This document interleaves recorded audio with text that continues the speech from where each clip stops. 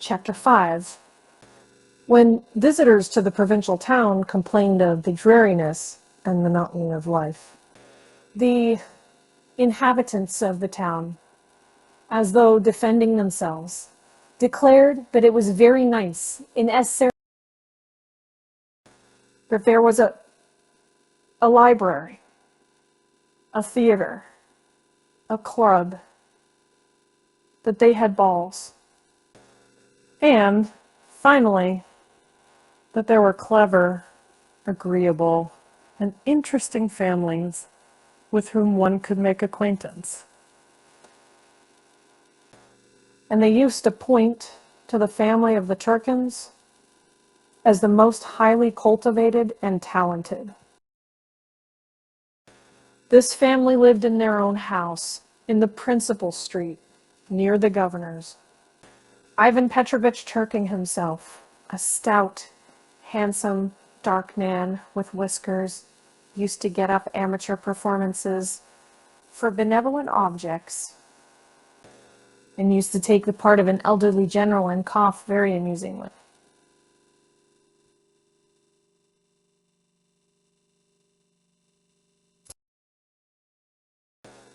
He knew a number of anecdotes, charades, proverbs, and was fond of being humorous and witty. And he always wore an expression from which it was impossible to tell whether he were joking or in earnest. His wife, Vera Iosifovna, a thin, nice-looking lady who wore a pince-nez, used to write novels and stories, and was very fond of reading them aloud to her visitors. The daughter, Katerina Ivanovna, a young girl, used to play on the piano. In short, every member of the family had a special talent. The Turkins welcomed visitors and good-humoredly displayed their talents with genuine simplicity. Their stone house was roomy and cool in summer. Half of the windows looked into a shady old garden where nightingales used to sing in the spring.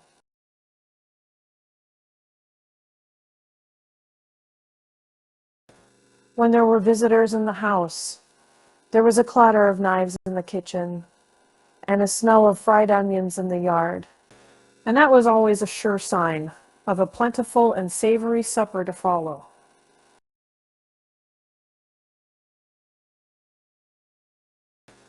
And as soon as Dmitry Ionit-Startsev was appointed the district doctor and took up his abode at Dilij, 6 miles from Es, he too was told that as a cultivated man, it was essential for him to make the acquaintance of the Turkins.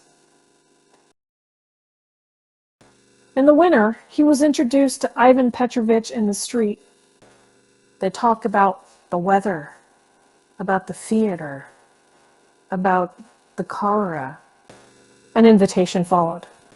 On a holiday in the spring, it was Ascension Day. After seeing his patients, Startsev set off for town in search of a little recreation and to make some purchases.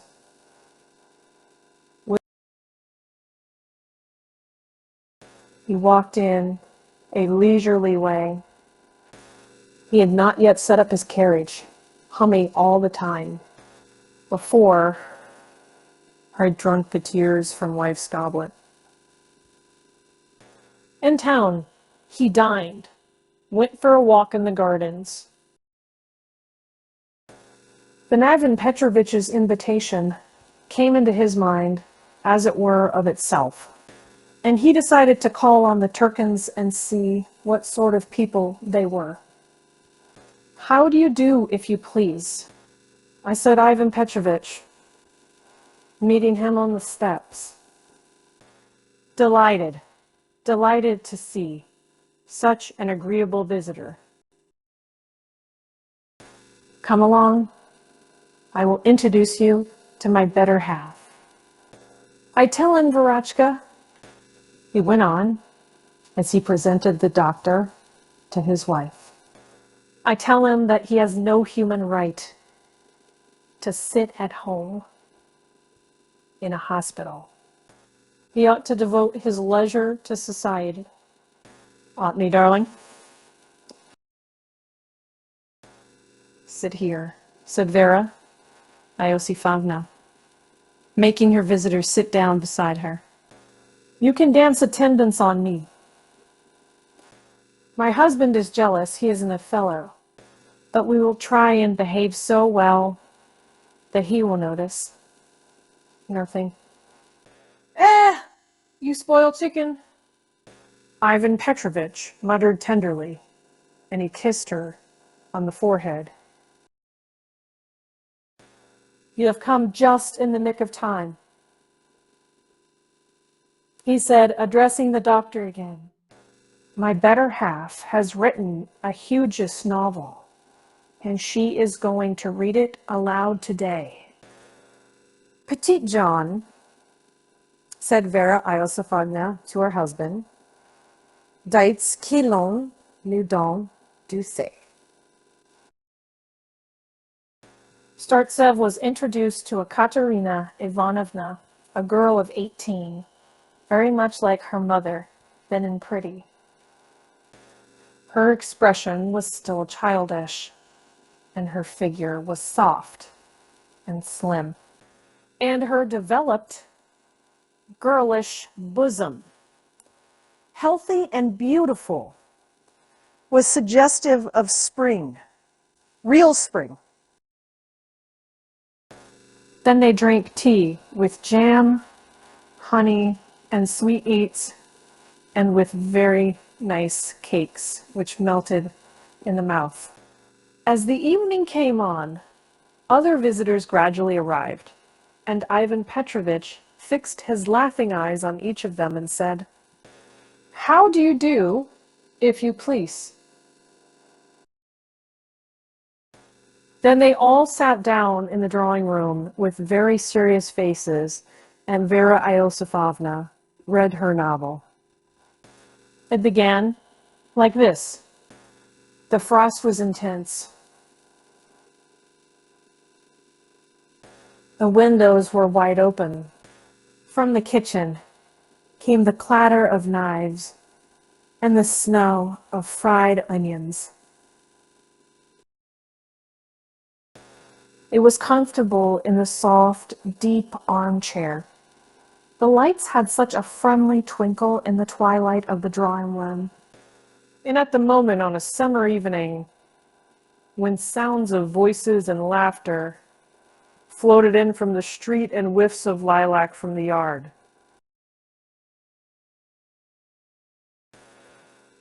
It was difficult to grasp that the frost was intense, and that the setting sun was lighting with its chilly rays a solitary wayfarer on the snowy plain. Vera Iosifovna read how a beautiful young countess founded a school, a hospital, a library in her village, and fell in love with a wandering artist. She read of what never happens in real life, and yet it was pleasant to listen. It was comfortable. And such agreeable, serene thoughts kept coming into the mind. One had no desire to get up. Not batsome. Ivan Petrovich said softly. And one of the visitors hearing, with his thoughts far away, said hardly audibly, Yes, truly. 1 hour passed, another. In the town gardens, close by a band was playing, and a chorus was singing. When Vera Iosifovna shut her manuscript book, the company was silent for 5 minutes, listening to Luchina being sung by the chorus. And the song gave what was not in the novel and is in real life. Do you publish your stories in magazines? Startsev asked Vera Iosifovna. No, she answered. I never publish. I write it and put it away in my cupboard. Why publish? She explained. We have enough to live on. And for some reason, everyone sighed. And now, kitten, you play something, Ivan Petrovich said to his daughter. The lid of the piano was raised, and the music lying ready was opened. Ekaterina Ivanovna sat down and banged on the piano with both hands. And then banged again with all her might. And then again and again. Her shoulders and bosom shook. She obstinately banged on the same notes, and it sounded as if she would not leave off until she had hammered the keys into the piano.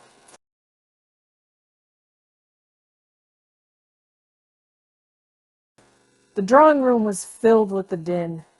Everything was resounding, the floor, the ceiling, the furniture.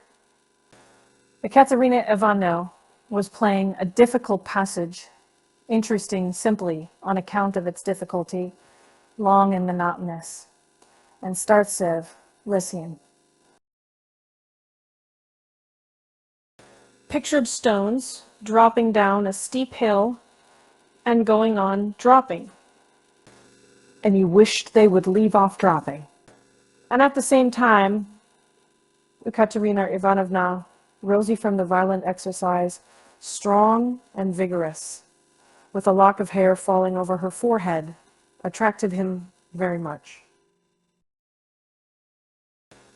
After the winter spent at Dialish among patients and peasants, to sit in the drawing room to watch this young, elegant, and in all probability pure creature, and to listen to these noisy, tedious, but still cultured sounds, is so pleasant, so novel.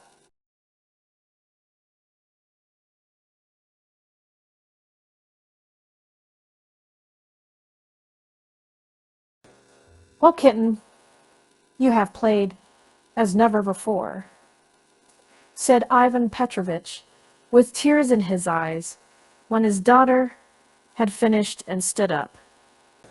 Dennis, you won't write anything better. All flocked round her, congratulated her, expressed astonishment, declared that it was long since they had heard such music. And she listened in silence with a faint smile, and her whole figure was expressive of triumph. Splendid. Superb. Splendid, said Startsev too, carried away by the general enthusiasm. Where have you studied? He asked Ekaterina Ivanovna. At the conservatoire? No, I am only preparing for the conservatoire. Until now, have been working with Madame Zablovsky. Have you finished at the high school year?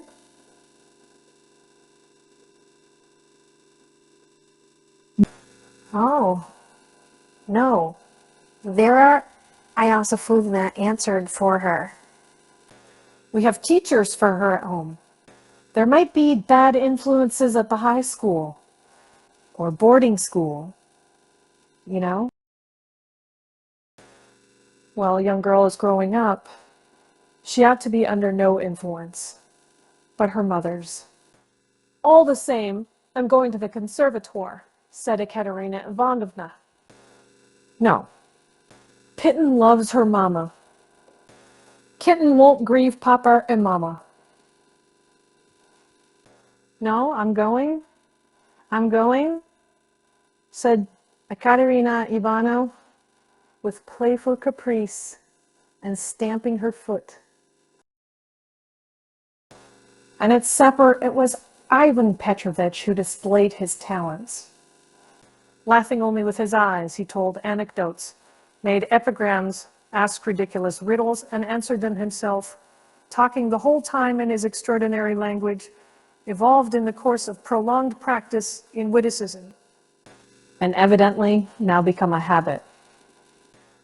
Bad sum, hugest, thank you most dumbly, and so on.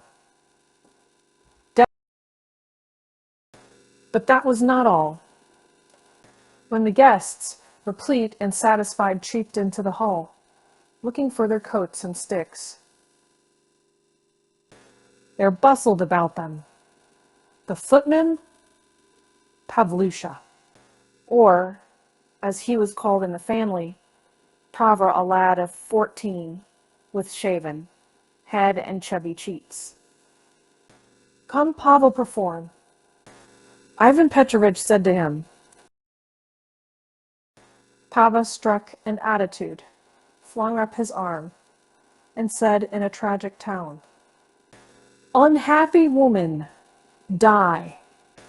And everyone roared with laughter.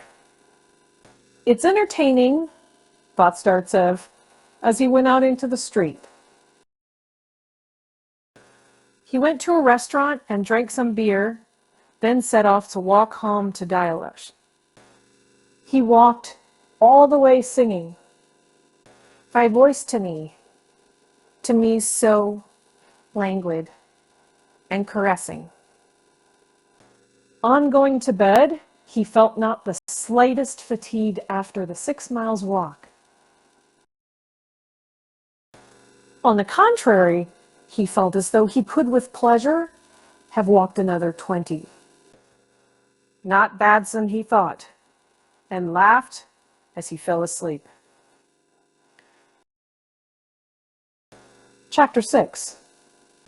Startsev kept meaning to go to the Turkins again, but there was a great deal of work in the hospital, and he was unable to find free time.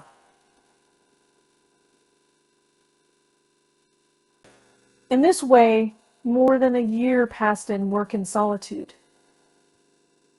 But one day, a letter in a light blue envelope was brought him from the town. Vera Yosifovna had been suffering for some time from migraine. But now, since Kitten frightened her every day by saying that she was going away to the conservatoire, the attacks began to be more frequent. All the doctors of the town had been at the Turkins. At last, it was the district doctor's turn. Vera Iosifovna wrote him a touching letter in which she begged him to come and relieve her sufferings. Startsev went, and after that he began to be often, very often at the Turkins. He really did something for Vera Iosifovna, and she was already telling all her visitors that he was a wonderful and exceptional doctor.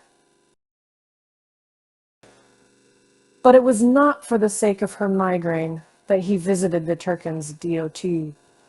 Now that it was a holiday, Ekaterina Ivanovna finished her long, wearisome exercises on the piano.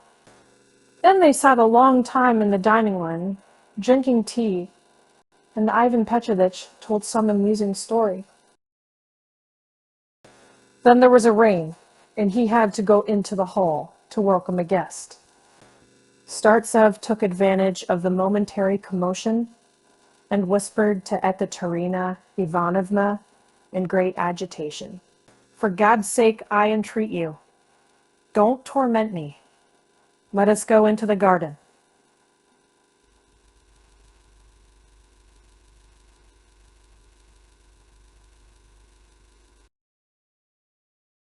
She shrugged her shoulders as though perplexed and not knowing what he wanted of her, but she got up and went. "You play the piano for 3 or 4 hours," he said, following her. "Then you sit with your mother, and there is no possibility of speaking to you. Give me a quarter of an hour, at least. I beseech you. Autumn was approaching, and it was quiet and melancholy in the old garden. The dark leaves lay thick in the walks. It was already beginning to get dark early. I haven't seen you for a whole week.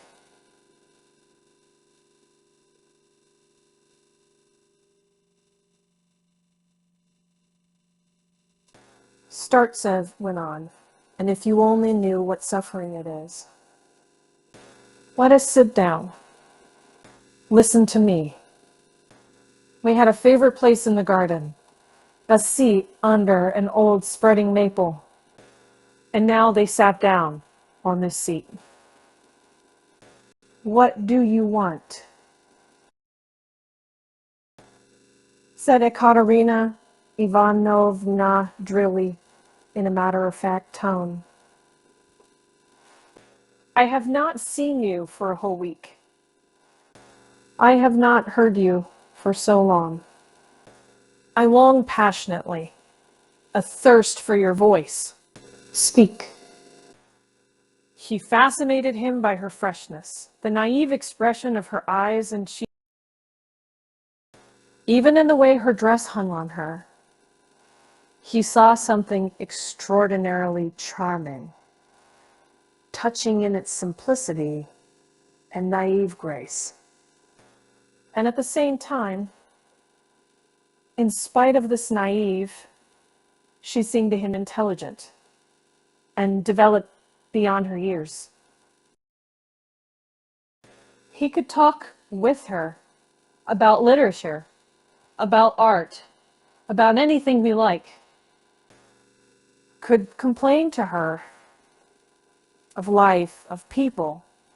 Though it sometimes happened in the middle of serious conversation, she would laugh inappropriately or run away into the house. Like almost all girls of her neighborhood, she had read a great deal.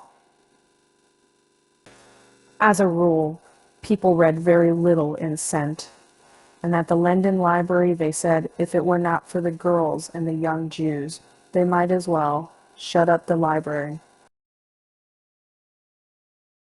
This afforded Startsev infinite delight. He used to ask her eagerly every time what she had been reading the last few days, and listened enthralled while she told him. What have you been reading this week since I saw you last? He asked now, do please tell me. I have been reading Pasemsky. What exactly? 1,000 Souls, answered Kitten. And what a funny name Pazensky had Alexei Feofilakitch. Where are you going? Cried Startsev in horror, as she suddenly got up and walked towards the house. Unless talk to me. I want to explain myself. Stay with me. Just 5 minutes. I supplicate you. She stopped as though she wanted to say something, then awkwardly thrust a note into his hand, ran home, and sat down to the piano again. Be in the cemetery, Startsev read, at 11 o'clock tonight, near the tomb of Demeti. Well, that's not at all clever, he thought, coming to himself.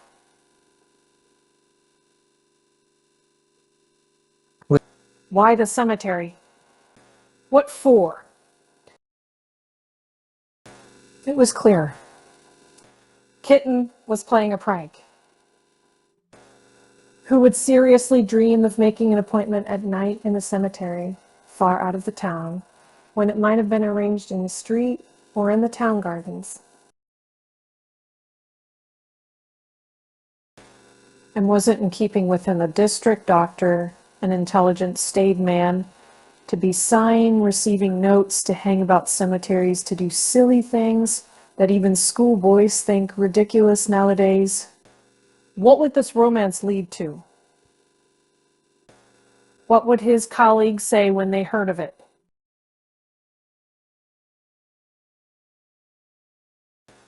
Such were Startsev's reflections as he wandered round the tables at the club, and at 10:30 he suddenly set off for the cemetery. By now he had his own pair of horses, and a coachman called Pantaleimon, in a velvet waistcoat. The moon was shining. It was still warm. Warm as it is in autumn.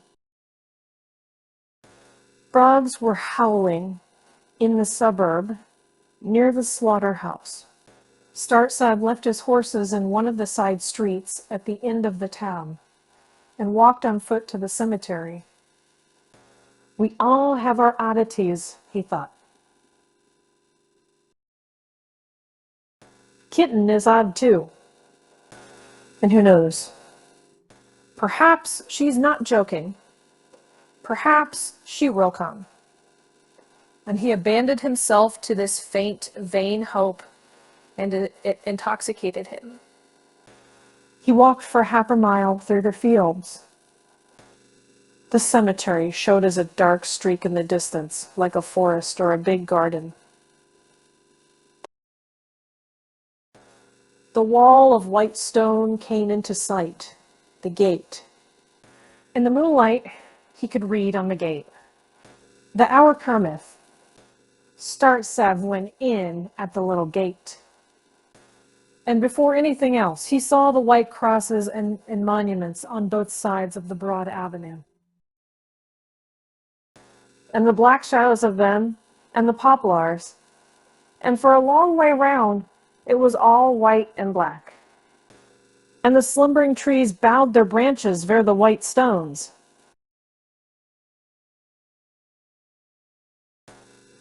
It seemed as though it were lighter here than in the fields. The maple leaves stood out sharply, like paws on the yellow sand of the avenue and on the stones. And the inscriptions on the tombs could be clearly read. For the first moments, Startsev was struck now by what he saw for the first time in his life, and what he would probably never see again. A world not like anything else, a world in which the moonlight was as soft as though slumbering here in its cradle, where there was no life, none whatever, but in every dark poplar and in every tomb there was felt the presence of a mystery that promised a life peaceful, beautiful, eternal. The stones and faded flowers, together with the autumn scent of the leaves, all told of forgiveness, melancholy, and peace. All was silence around. The stars looked down from the sky in the profound stillness, and Startsev's footsteps sounded loud and out of place. And only when the church clock began striking and he imagined himself dead, buried there forever, he felt as though someone were looking at him. And for a moment he thought that it was not peace and tranquility, but stifled despair, the dumb dreariness of non-existence. Demetri's tomb was in the form of a shrine with an angel at the top.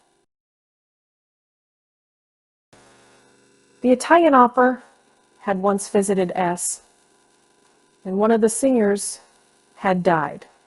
She had been buried here, and this monument put up to her. No one in the town remembered her, but the lamp at the entrance reflected the moonlight and looked as though it were burning. There was no one, and indeed, who would come here at midnight. But Startsev waited. and as though the moonlight warmed his passion.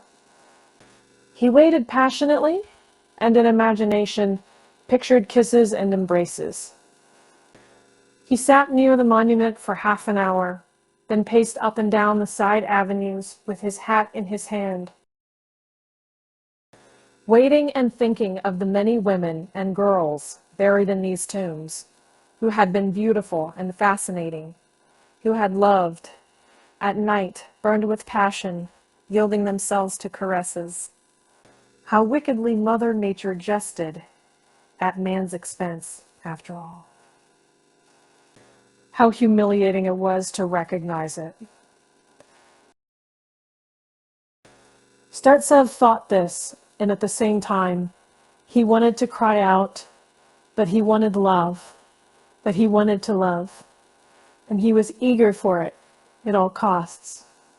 To his eyes, they were not slabs of marble, but fair white bodies in the moonlight, and he saw shapes hiding bashfully in the shadows of the trees,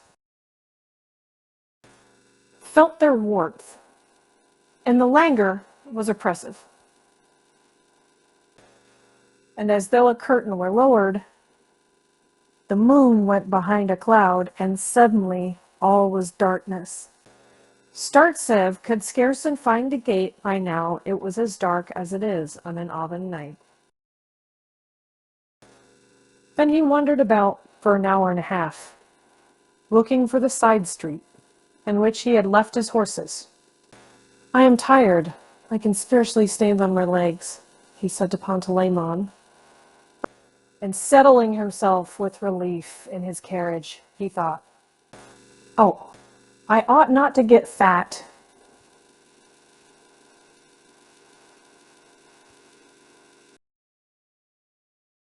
Chapter 7. The following evening he went to the Turkins to make an offer, but it turned out to be an inconvenient moment, as Ekaterina Ivanovna was in her own room, having her hair done by a hairdresser. She was getting ready to go to a dance at the club. He had to sit a long time again in the dining room drinking tea. Ivan Petrovich, seeing that his visitor was bored and preoccupied, drew some notes out of his waistcoat pocket, read a funny letter from a German steward, saying that all the ironmongery was ruined and the plasticity was peeling off the walls.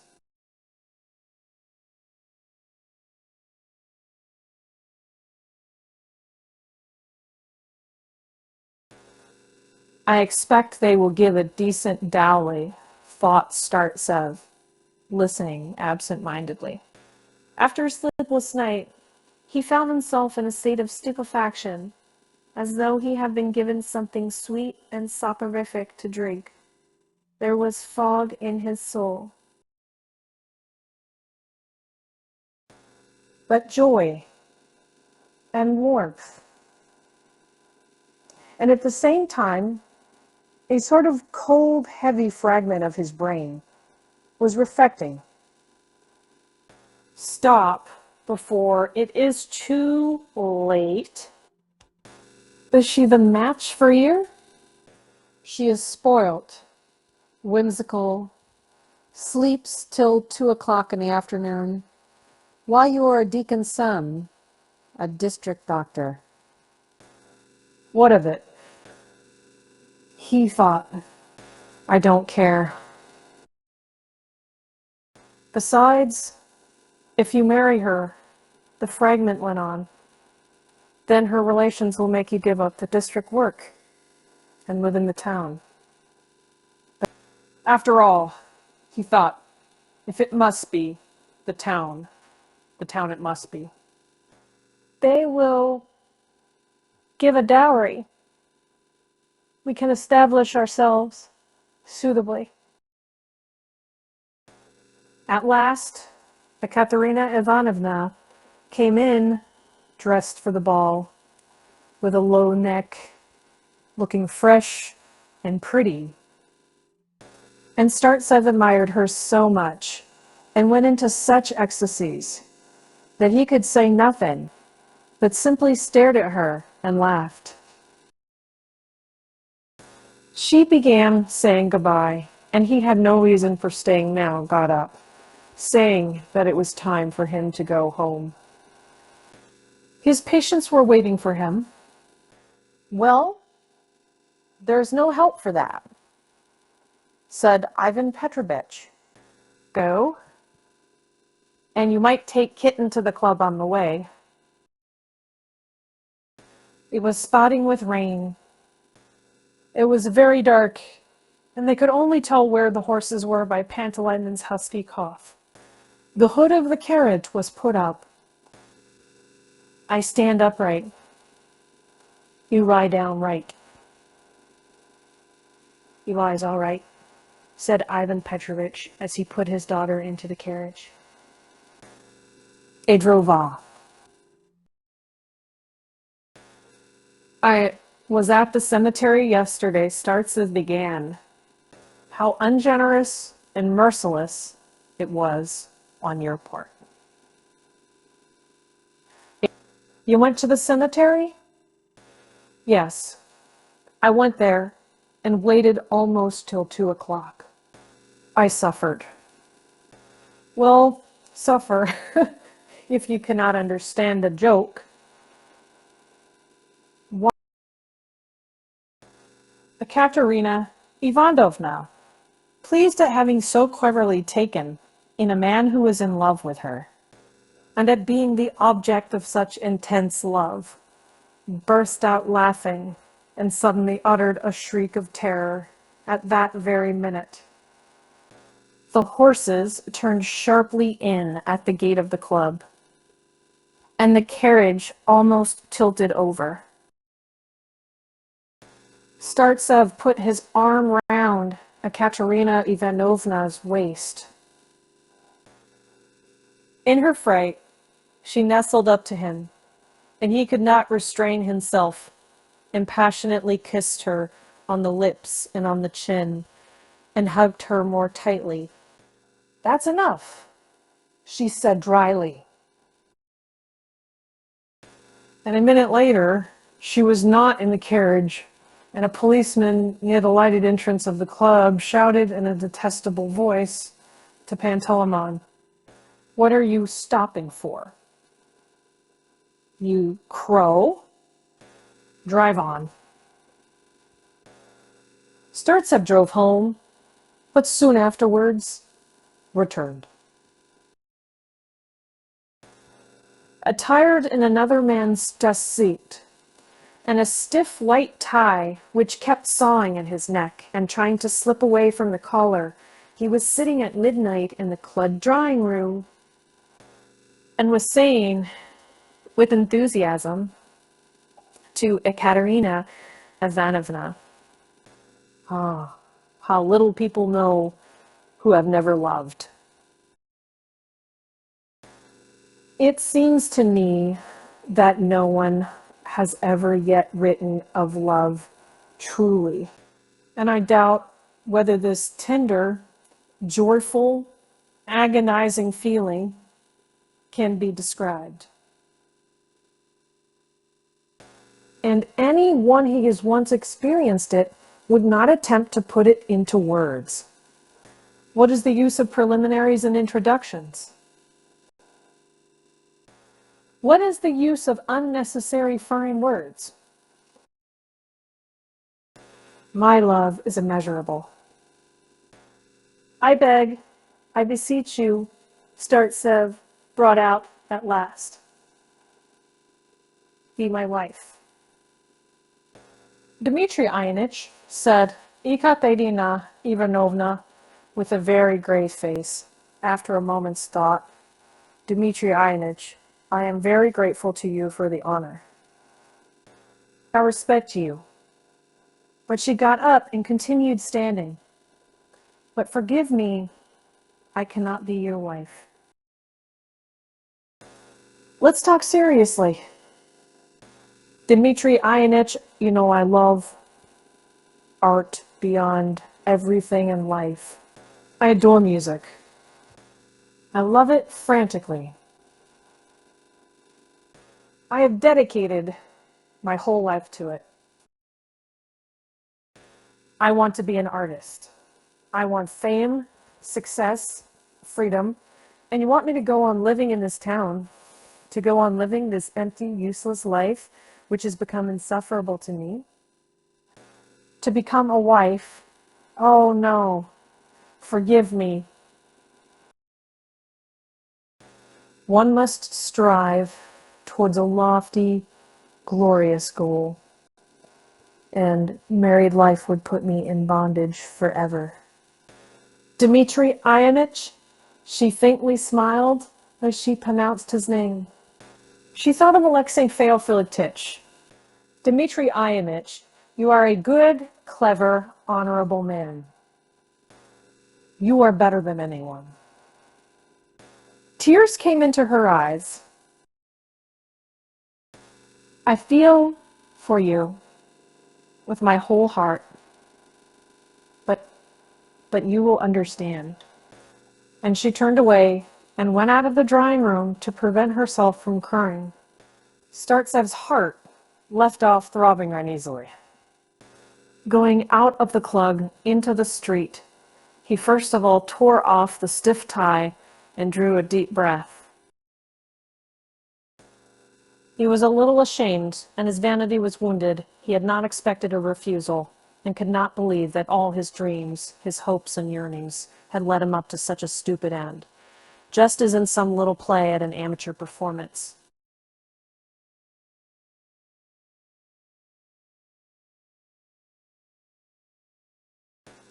And he was sorry for his feeling, for that love of his, so sorry that he felt as though he could have burst into sobs, or have violently belabored Pantalaimmon's broad back with his umbrella.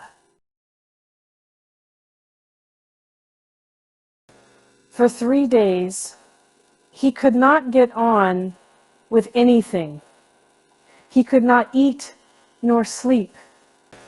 But when the news reached him that Ekaterina Ivanovna had gone away to Moscow to enter the conservatoire, he grew calmer and lived as before.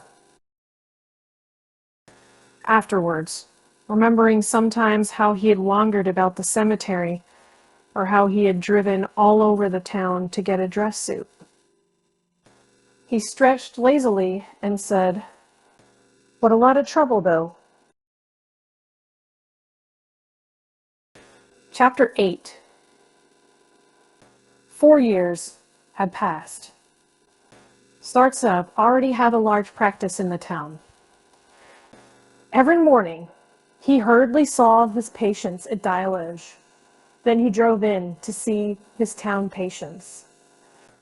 By now he drove, not with a pair, but with a team of 3 with bells on them, and he returned home late at night. He had grown broader and stouter, and was not very fond of walking, as he was somewhat asthmatic. And Pantalaimon had grown stout too, and the broader he grew, the more mournfully he sighed and complained of his hard luck. He was sick of driving. Startsev used to visit various households and met many people, but did not become intimate with anyone. The inhabitants irritated him by their conversation, their views of life, and even their appearance. Experience taught him by degrees that while he played cards or lunched with one of these people, the man was a peaceable, friendly, and even intelligent human being, that as soon as one talked of anything not eatable,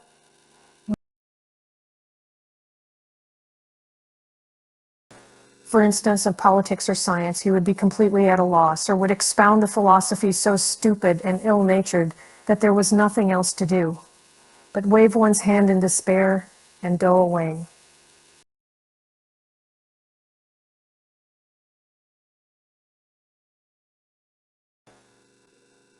Even when Startsev tried to talk to liberal citizens, saying, for instance, that humanity thank God, was progressive, and that one day it would be possible to dispense with passports and capital punishment.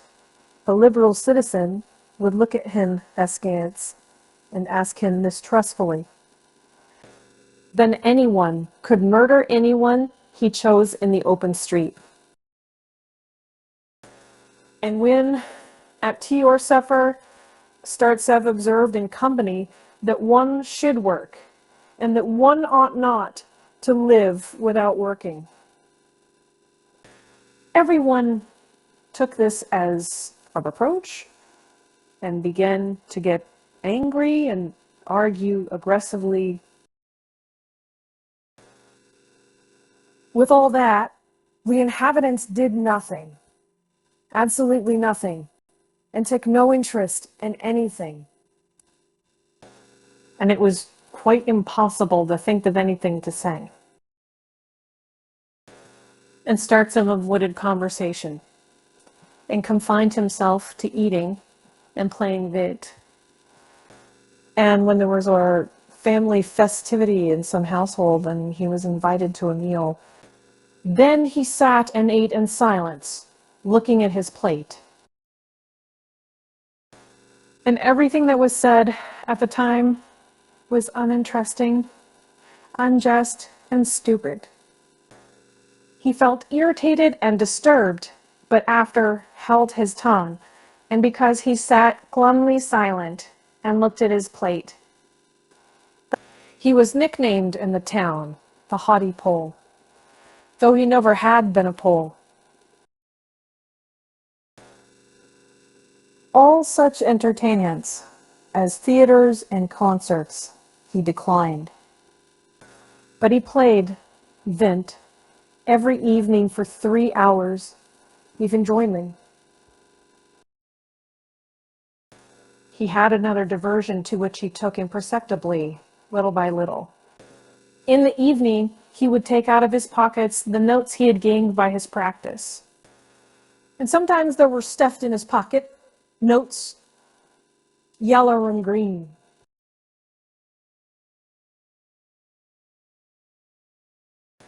And smelling of scent and vinegar and incense and fish oil up to the value of 70 rubles. And when they amounted to some hundreds, he took them to the Mutual Credit Bank and deposited the money there to his account. He was only twice at the Turkins in the course of the 4 years after Ekaterina Ivanovna had gone away, on each occasion at the invitation of Vera Iosifovna, who was still undergoing treatment from.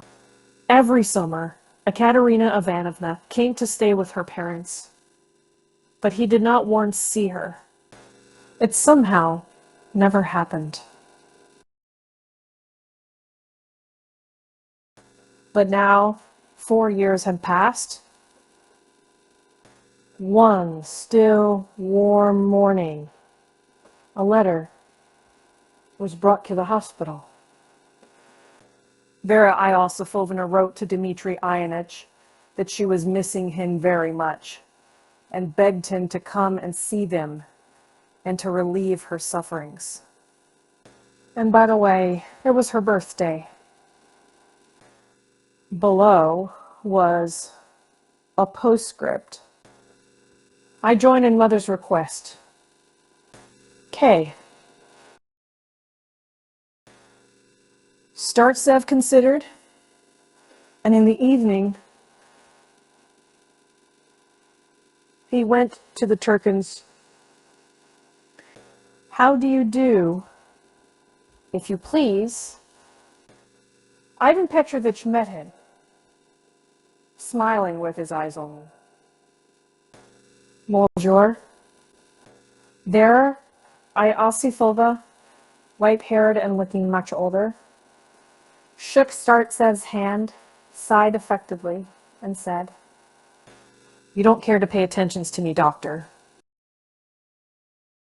You never come and see us.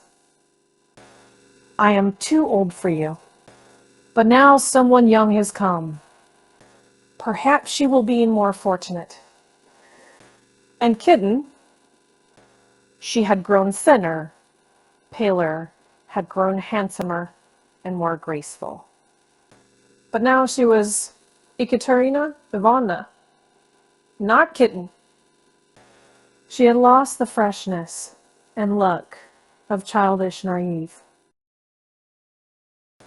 And in her expression and manners, there was something new, guilty, and diffident, as though she did not feel herself at home here in the Turgin's house.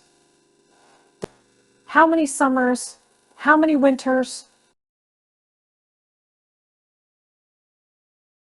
She said, giving Startsev her hand.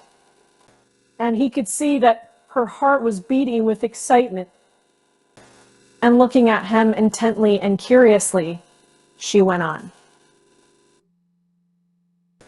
How much stouter you are. You look sunburnt and more manly. But on the whole, you have changed very little. Now, too, he thought her attractive, very attractive. Help. But there was something lacking in her, or else something superfluous. He could not himself have said exactly what it was. But something prevented him from feeling as before. He did not like her power, her new expression, her faint smile, her voice. And soon afterwards, he disliked her clothes too, the low chair in which she was sitting. He disliked something in the past when he had almost married her. He thought of his love, of the dreams and the hopes which had troubled him 4 years before, and he felt awkward. They had tea with cakes. Then Viriosifona read aloud a novel. She read of things that never happen in real life. And Startsev listened, looked at her handsome gray head, and waited for her to finish. People are not stupid because they can't write novels, but because they can't conceal it when they do, he thought. Not badsome, said Ivan Petrovich. Then Ekaterina Ivanovna played long and noisily on the piano. And when she finished, she was profusely thanked and warmly praised. It's a good thing that I did not marry her, thought Startsev. She looked at him and evidently expected him to ask her to go into the garden, but he remained silent. Let us have a talk, she said, going up to him. How are you getting on? What are you doing? How are things? I've been thinking about you all these days, she went on nervously. I wanted to write to you, wanted to come myself to see you at Dialish. I quite made up my mind to go, but afterwards I thought better of it. God knows what your attitude is towards me now. I've been looking forward to seeing today with such emotion. For goodness sake, let us go into the garden. They went into the garden and sat down on the seat under the old maple, just as they had done 4 years before. It was dark. How are you getting on? Asked Ekaterina Ivanovna. Oh, all right. I am jogging along, answered Startsev, and he could think of nothing more. They were silent. I feel so excited, said Ekaterina Ivanovna, and she hid her face in her hands. But don't pay attention to it. I am so happy to be at home. I am so glad to see everyone. I can't get used to it. So many memories. I thought we should talk without stopping till morning. Now he saw her face near, her shining eyes. And in the darkness, she looked younger than in the room. And even her old childish expression seemed to have come back to her. And indeed, she was looking at him with naive curiosity, as though she wanted to get a closer view and understanding of the man who had loved her so ardently, with such tenderness, and so unsuccessfully. Her eyes thanked him for that love.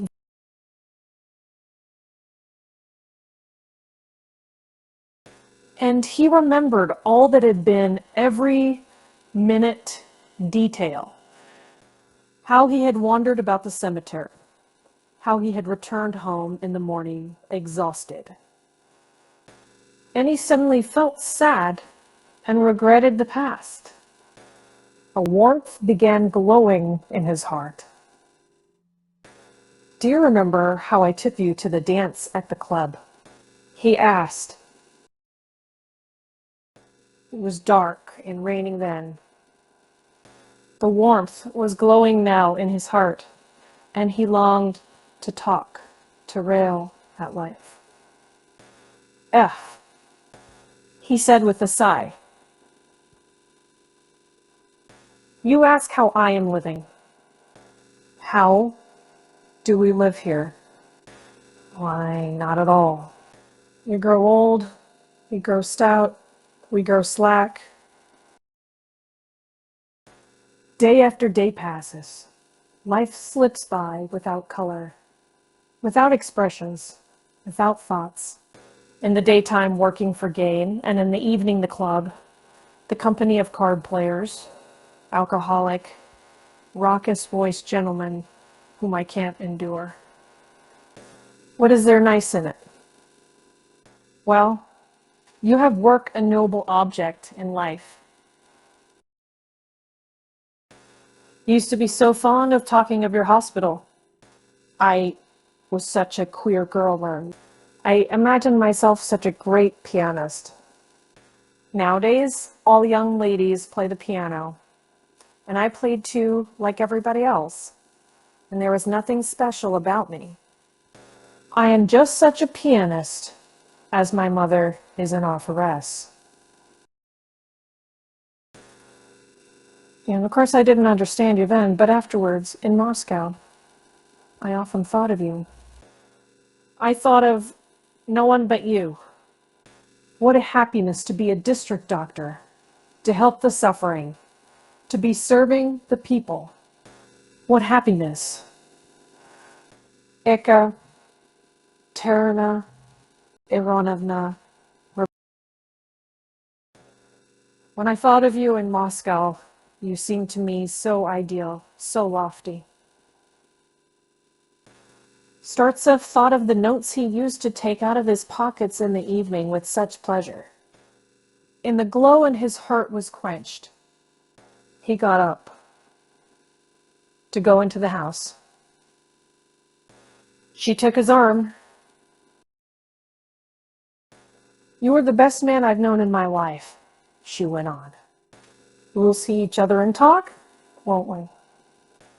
Promise me. I'm not a pianist. I am not in error about myself now, and I will not play before you or talk of music. When they had gone into the house, and when Startsev saw in the lamplight her face, and her sad, grateful, searching eyes fixed upon him, he felt uneasy and thought again. It's a good thing I did not marry her then. He began taking leave.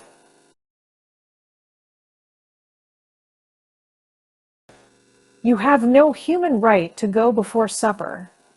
said Ivan Petrovich as he saw him off. It's extremely perpendicular on your part. Well, now, perform, he added, addressing Pava in the hall. Pava, no longer a boy, but a young man with mustaches, threw himself into an attitude, flung up his arm, and said in a tragic voice, "Unhappy woman, die." All this irritated Startsev.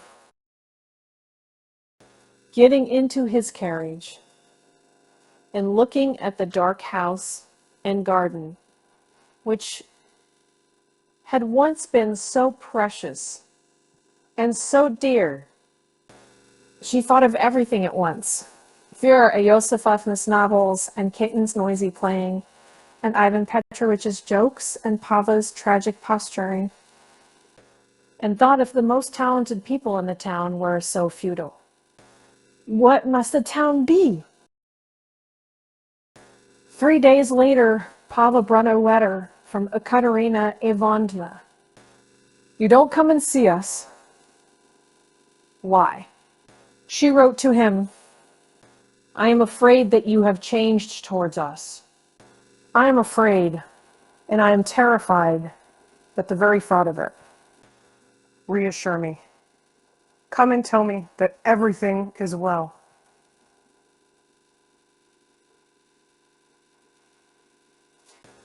And let's talk to your E.I. You read this letter, thought a moment, and said to Pava, tell them, my good fellow, that I can't come today. I am very busy. Say, I will come in 3 days or so. But 3 days passed. A week passed. He still did not go. Happening once to drive past the Turkin's house, he thought he must go in, if only for a moment, but on second thoughts, did not go in. And he never went to the Turkins again. Chapter 9. Several more years have passed. Startsev has grown stouter still, has grown corpulent, breathes heavily, and already walks with his head thrown back. When stout and red in the face, he drives with his bells and his team of 3 horses, and Pantaleimon. Also stout and red in the face with his thick, beefy neck. Sits on the box, holding his arms stiffly out before him, as though they were made of wood, and shouts to those he meets. Keep to the right. It is an impressive picture. One might think it was not a mortal, but some heathen deity in his chariot. He has an immense practice in the town, no time to breathe, and already has an estate and 2 houses in the town. And he is looking out for a 3rd more profitable. And when at the Mutual Credit Bank, he is told of a house that is for sale. He goes to the house without ceremony, and marching through all the rooms regardless of half-dressed women and children who gaze at him in amazement and alarm. He prods at the doors with his stick and says, is that the study? Is that a bedroom? And what's here? And as he does so, he breathes heavily and wipes the sweat from his brow. He has a great deal to do, but still he does not give up his work as district doctor. He is greedy for gain, and he tries to be in all places at once. At Dialij and in the town, he is called simply Ionich. Where is Ionich off to? Or should not we call in Ionich to a consultation? Probably because his throat is covered with rolls of fat. His voice has changed. Has become thin and sharp. His temper has changed too. He has grown ill-humored and irritable. When he sees his patients, he is usually out of temper. He impatiently taps the floor with his stick and shouts in his disagreeable voice, "Be so good as to confine yourself to answering my questions. Don't talk so much." He is solitary. They can also enter the people, the heart, the conscience. During all the years he had lived at Direlish, his love for Kitten had been his one joy, and probably his last. In the evenings he plays vint at the club, and then sits alone at a big table and has supper. Ivan, the oldest and most respectable of the waiters, serves him, hands him the feet. And everyone at the club, the members of the committee, the cook, and waiters know what he likes and what he doesn't like, and do their very utmost to satisfy him.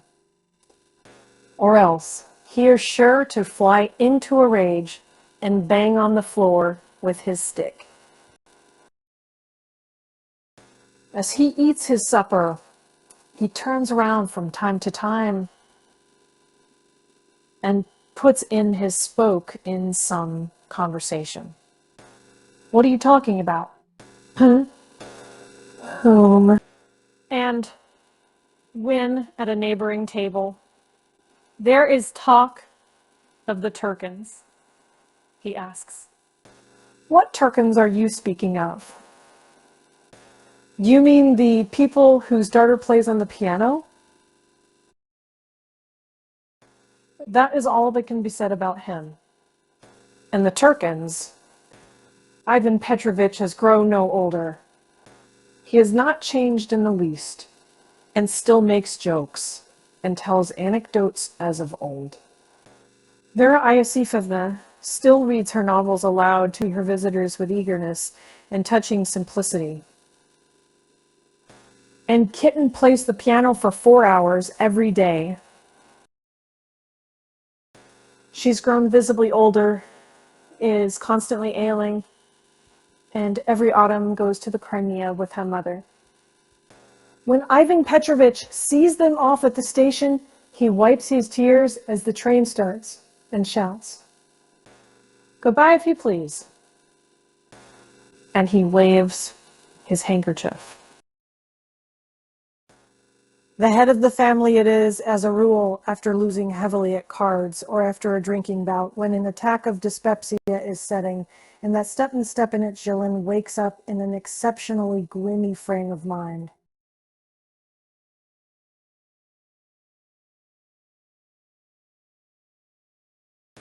He looks sour, rumpled, and disheveled. There's an expression of displeasure on his gray face, as though he were offended or disgusted by something. He dresses slowly, sips his Vichy water deliberately, and begins walking about the rooms. I should like to know what beast comes in here and does not shut the door. He grumbles angrily, wrapping his dressing gown about him and spitting loudly. "Take away that paper. Why is it lying about here?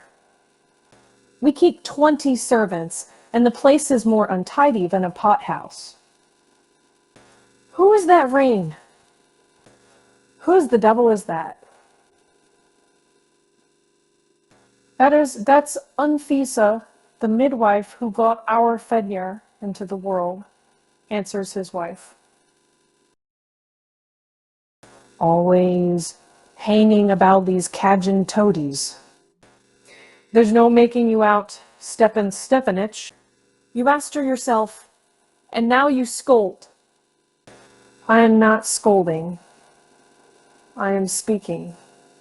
You might find something to do, my dear, instead of sitting with your hands in your lap trying to pick a quarrel.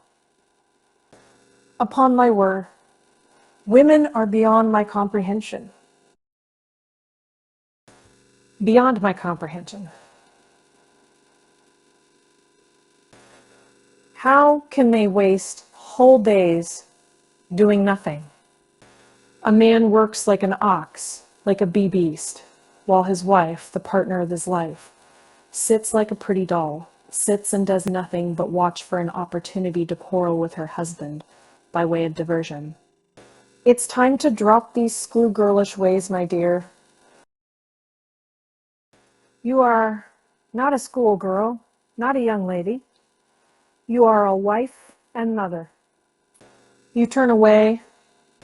Aha! It's not agreeable to listen to the bitter truth. It's strange that you only speak the bitter truth when your liver is out of order. That's right. Get up a scene. Have you been out late or playing cards? What if I have? Is that anybody's business? Am I obliged to give an account of my doings to anyone? My own money. I lose, I suppose. I tell you them, Carnot, and what I spend as well as what is spent in this house belongs to me. Me. Do you hear? To me, maybe, and so on. All in the same style. But at no other time is Stepanich so reasonable, virtuous, stern, or just as at dinner. When all his household are sitting about him, he usually begins with the soup. After swallowing the first spoonful, Julian suddenly frowns and puts down his spoon. Damn it all. He mutters, I shall have to dine at a restaurant, I suppose. What's wrong? Asks his wife anxiously. Isn't the soup good? One must have the taste of a pig to eat hogwash like that. There's too much salt in it. It smells of dirty rags more like bugs than onions.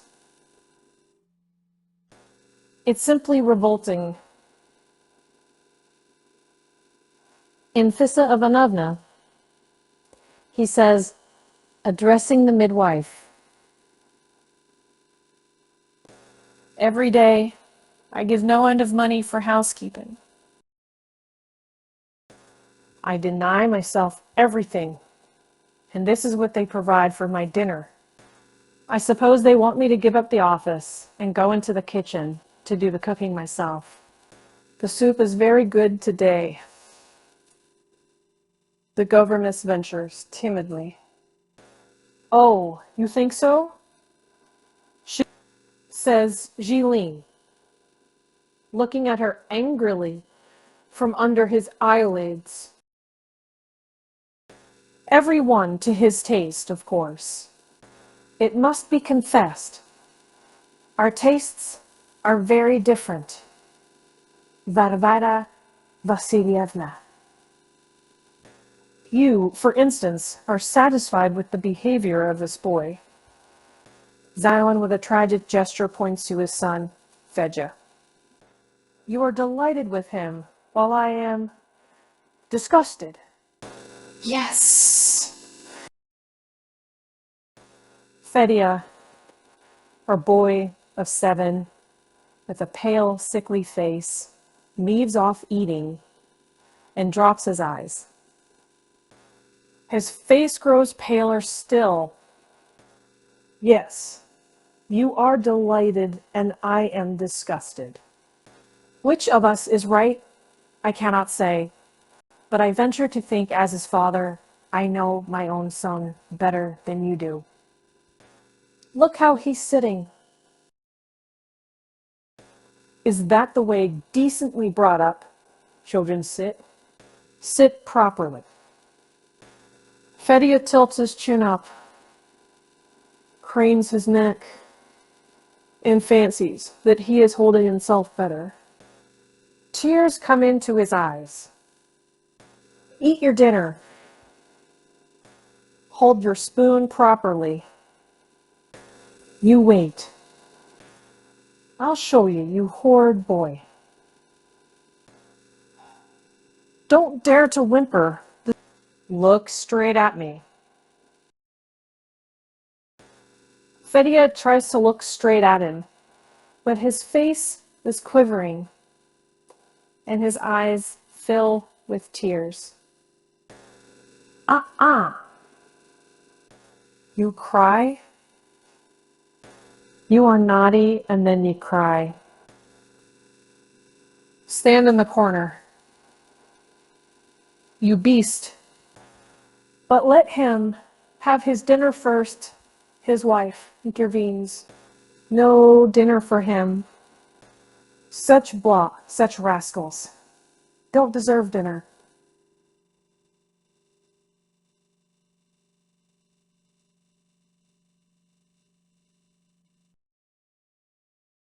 Fedya, wincing and quivering all over, creeps down from his chair and goes into the corner. You won't get off with that. His parent persists.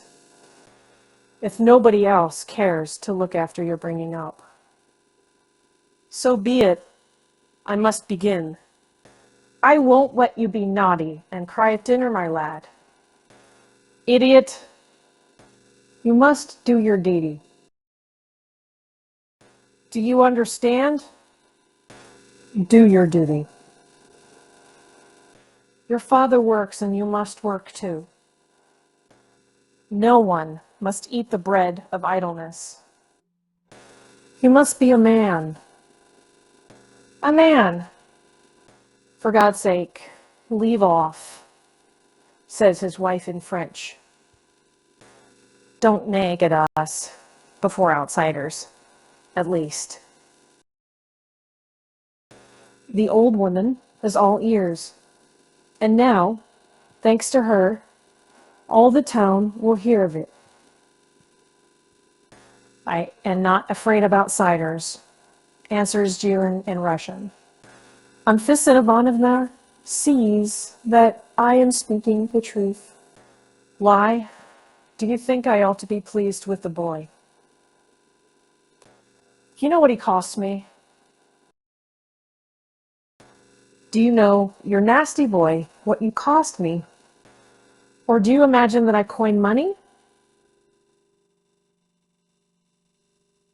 Did I get it for nothing? Don't howl. Hold your tongue. Do you hear what I say? Do you want me to, with you, you young ruffian?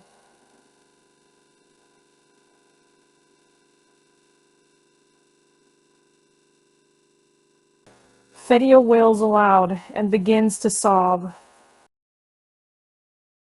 This is insufferable, says his mother, getting up from the table and flinging down her dinner napkin. You never let us have dinner in peace.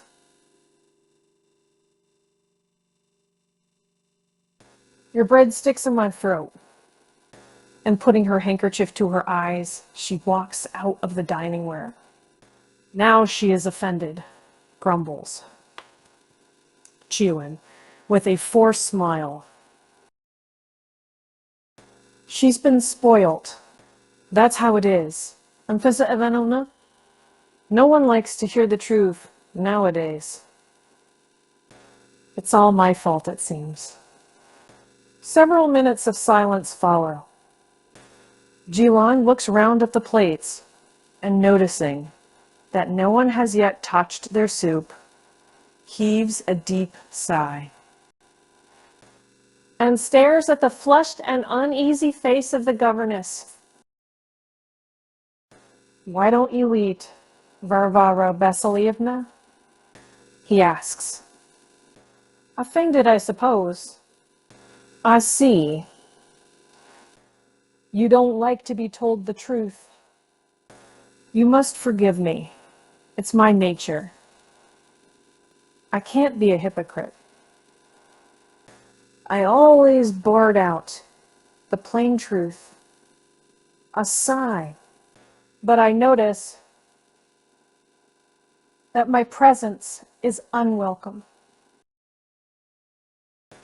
No one can eat or talk while in here. Well, you should have told me, and I would have gone away. I will go." Silin gets up and walks with dignity to the door. As he passes the weeping Fedja, he stops. "After all that is passed here, you are free," he says to Fedya, throwing back his head with dignity. "I won't meddle in your bringing out the gan. I wash my hands of it. I humbly apologize that as a father, from a sincere desire for your welfare, I have disturbed you and your mentors. At the same time, once for all, I disclaim all responsibility for your future." Fedya wails and sobs more loudly than ever. Xylin turns with dignity to the door and departs to his bedroom. When he wakes from his after-dinner nap, he begins to feel the stings of conscience. He's ashamed to face his wife, his son, and Fissa Ivanovna, and even feels very wretched when he recalls the scene at dinner. But his amour propre was too much for him. He has not the manliness to be frank, and he goes on sulking and grumbling. Waking up next morning, he feels in excellent spirits and whistles gaily as he washes. Going into the dining room to breakfast, he finds there Fedlar, who at the sight of his father gets up and looks at him helplessly. "Well, young man?"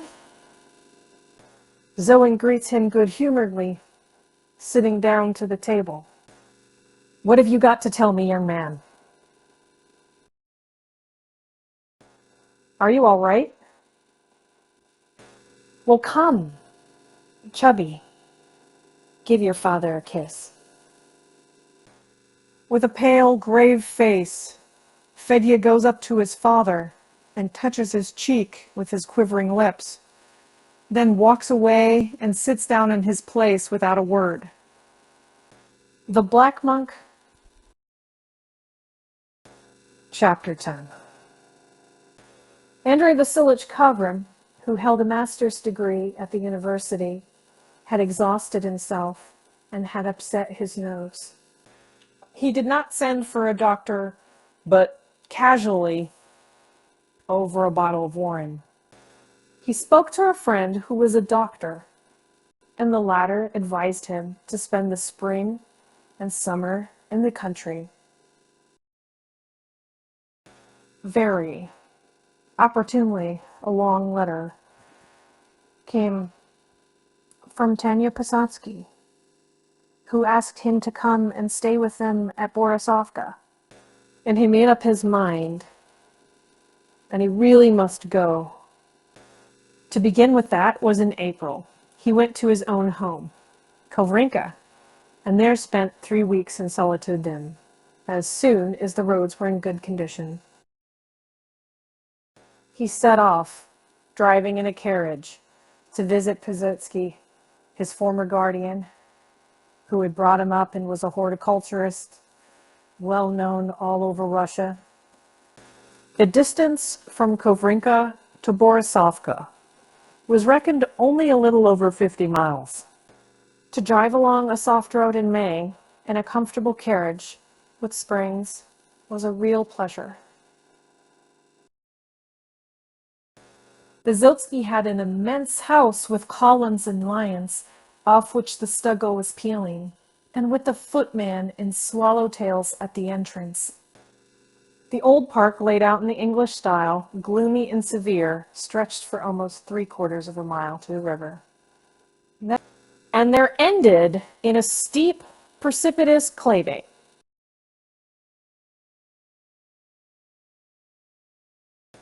Where pines grew with bare roots that looked like shaggy paws, the water shone below with an unfriendly gleam. And the pewits flew up with a plaintive cry. And there one always felt that one must sit down and write a ballad. But near the house itself, in the courtyard and orchard, which together with the nurseries covered 90 acres, it was all life and gaiety, even in bad weather. Such marvelous roses, lilies, camellias, such tulips of all possible shades, from glistening white to sibby black, such a wealth of flowers. In fact, Kovarin had never seen anywhere as at Pozotsky's. It was only the beginning of spring, and the real glory of the flower beds was still hidden away in the hothouses.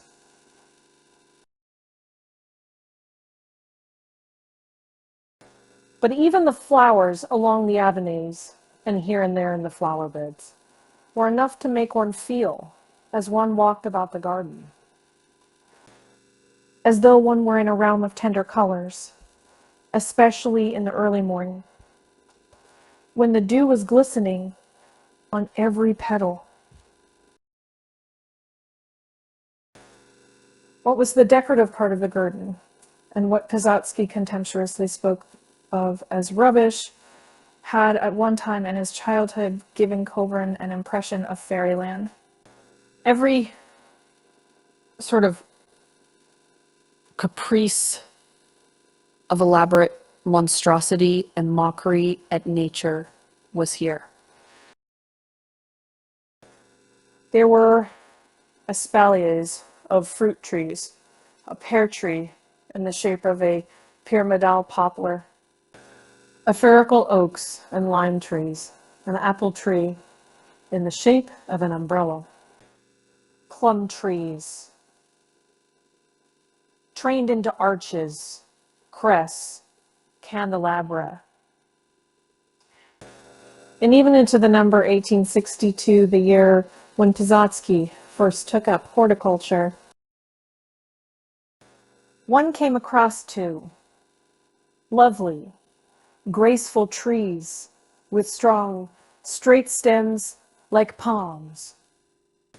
And it was only by looking intently that one could recognize these trees as gooseberries or currants. But what made the garden most cheerful and gave it a lively air was the continual coming and going in it. From early morning till evening, people with wheelbarrows, shovels, and watering cans swarmed round the trees and bushes in the avenues and the flower beds like ants. Kovarin arrived at Pozotsky's at 10 o'clock in the evening. He found Tanya and her father, Yegor Semyonich, in great anxiety. The clear starlight sky and the thermometer foretold a frost order that is carried up towards morning. And meanwhile, Ivan Karlovich, the gardener, had gone to the town, and they had no one to rely upon. At supper, they talked of nothing but the morning frost. And it was settled that Tanya should not go to bed. and between 12 and 1 should walk through the garden and see that everything was done properly. And Yegor Semyonich should get up at 3 o'clock or even earlier. Kovrin sat with Tanya all the evening, and after midnight went out with her into the garden. It was cold. There was a strong smell of burning already in the garden. In the big orchard, which was called the commercial garden, and which brought Yegor Semyonich several thousand clear profit, a thick, black, acrid smoke was creeping over the ground and curling around the trees, was saving those thousands from the frost. Here, the trees were arranged as on a chessboard, in straight and regular rows like ranks of soldiers, and this severe pedantic regularity. And the fact that all the trees were of the same size and had tops and trunks all exactly alike made them look monotonous and even dreary. Kovrin and Tanya walked along the rows where fires of dung, straw, and all sorts of refuse were smoldering. And from time to time they were met by laborers who wandered in the smoke like shadows. The only trees in flower were the cherries, plums, and certain sorts of apples, but the whole garden was plunged in smoke.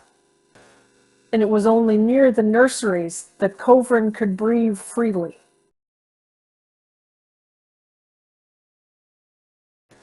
Even as a child, I used to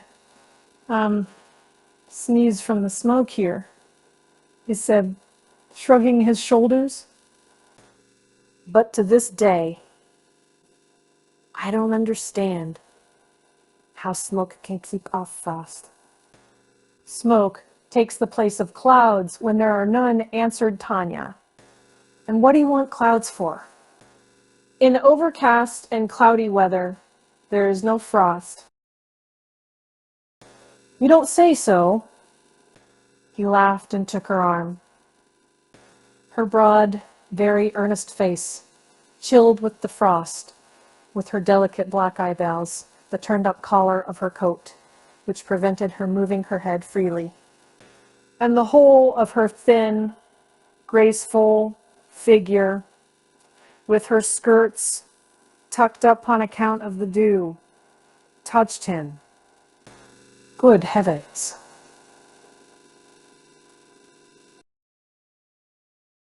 She's grown up, he said. When I went away from here last, 5 years ago, you were still a child. You were such a thin, long-legged creature with your hair hanging on your shoulders. You used to wear short frocks, and I used to tease you, calling you a harem. What time does? Yes. 5 years. Sighed Tanya. Much water has flowed since then. Tell me, Andreyusha. Honestly, she began eagerly, looking him in the face. Do you feel strange with us now? But why do I ask you? You are a man. You live your own interesting life. You are somebody. To grow apart is so natural. But however that may be, Andrusha, I want you to think of us as your people. We have a right to that. I do, Tanya. On your word of honor? Yes, on my word of honor. You were surprised this evening that we have so many of your photographs You know my father adores you. Sometimes it seems to me that he loves you more than he does me. He is proud of you. You are a clever, extraordinary man. You have made a brilliant career for yourself, and he is persuaded that you have turned out like this because he brought you up. I don't try to prevent him from thinking, so let him. Dawn was already beginning, and that was especially perceptible from the distinctness with which the coils of smoke and the tops of the trees began to stand out in the air. It's time we were asleep, though, said Tanya, and it's cold, too. She took his arm. Thank you for coming, Andrusha. We have only uninteresting acquaintances, and not many of them. We have only the garden, the garden, the garden, and nothing else. Standards, half standards. She laughed. Aports, Rhinettes, Borovinkas, budded stocks, grafted stocks. All our life has gone into the garden. I never even dream of anything but apples and pears. Of course, it is very nice and useful, but sometimes one longs for something else, for variety. I remember that when you used to come to us for the summer holidays or simply a visit, it always seemed to be fresher and brighter in the house, as though the covers had been taken off the lustres and the furniture.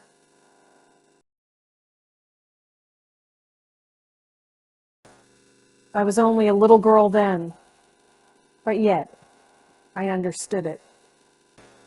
She talked a long while, and with great feeling.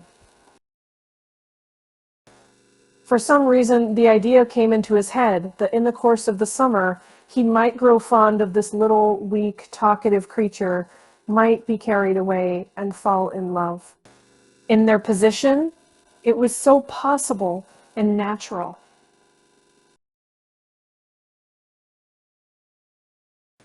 This thought touched and amused him. He bent down to her sweet, preoccupied face and hummed softly. Onegin, I won't conceal it. I madly love Tatiana. By the time they reached the house, Yegor Semyonich had gone up. Kovrin did not feel sleepy. He talked to the old man and went to the garden with him. Yegor Semyonich was a tall, broad-shouldered, corpulent man, and he suffered from asthma, but he walked so fast that it was hard work to hurry after him. He had an extremely preoccupied air. He was always hurrying somewhere, with an expression that suggested that if he were 1 minute late, all would be ruined. Here is a business, brother. He began, standing still to take breath. On the surface of the ground, as you see, is frost. But if you raise the thermometer on a stick 14 feet above the ground, there it is, warm. Why is that? I really don't know, said Kovrin, and he laughed.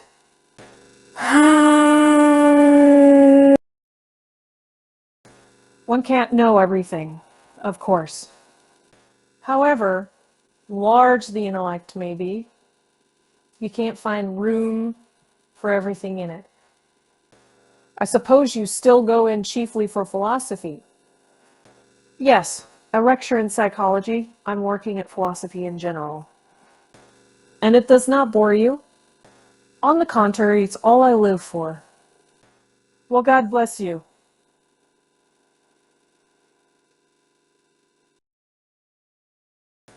We said Yegor Semyonich, meditatively stroking his gray whiskers. God bless you. I am delighted about you, delighted, my boy.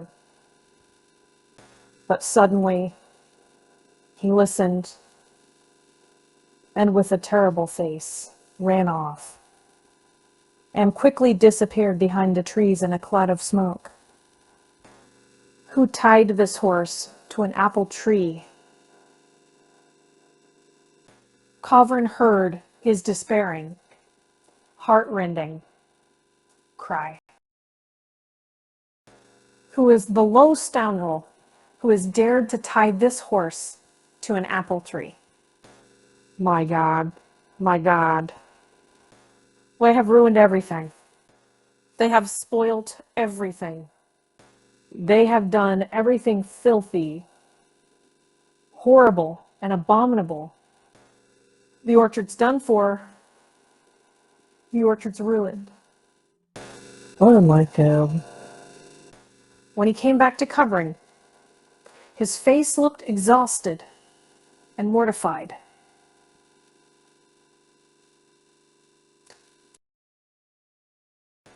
What is one to do with these accursed people? He said in a tearful voice, flinging up his hands.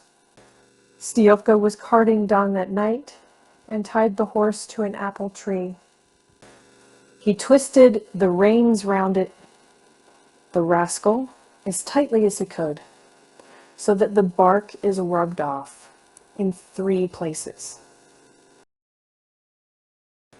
What do you think of that? I spoke to him, and he stands like a post and only blinks his eyes. Pingming is too good for him. Growing calmer, he embraced Kovrin, then kissed him on the cheek. Well, God bless you. God bless you. He muttered, I am very glad you have come. Unutterably glad. Thank you.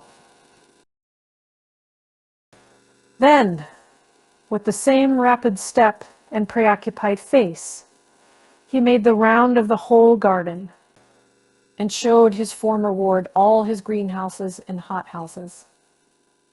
His covered-in garden and 2 apiaries, which he called the marvel of our century. While they were walking, the sun rose, flooding the garden with brilliant light. It grew warm.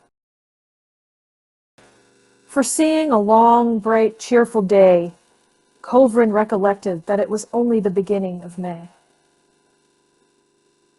and that he had before him a whole summer as bright, cheerful, and long. And suddenly there stirred in his bosom a joyous, youthful feeling, such as he used to experience in his childhood, running about in that garden. And he hugged the old man and kissed him affectionately.